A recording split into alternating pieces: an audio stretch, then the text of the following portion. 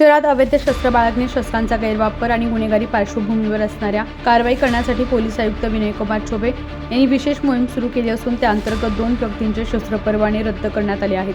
तसेच नव्या परवान्यांसाठी आलेल्या अर्जांपैकी तब्बल 58 अर्जांना नकार देण्यात आला आहे. महाड येथील MIDC पोलिसांनी दाखल केलेल्या प्रकरणात कुर्ली गावचे परवानाधारक मयूर गुलाल सोलवणे यांनी घरात रिव्हॉल्वर निष्काळजीपणे ठेवल्याने त्यांच्या पायाला गोळी लागण्याची घटना घडली. या गंभीर निष्काळजीपणामुळे त्यांच्यावर गुन्हा दाखल झाला असून तपासाअंती त्यांचा शस्त्र परवाना रद्द करण्याचा प्रस्ताव वरिष्ठ पोलीस अधिकाऱ्यांनी सादर केला होता. तसेच निगडी पोलिसांनी परवानाधारक त्रिवेणी सुरेश बुक्कळ यांच्या विरोधात दाखल गुन्ह्याच्या आधारे त्यांचा शस्त्र परवाना रद्द करण्यासाठी अहवाल सादर केला. पुणे सत्र न्यायालयात दाखल असलेल्या 2 गुन्ह्यांच्या पार्श्वभूमीवर ही कारवाई करण्यात आली आहे.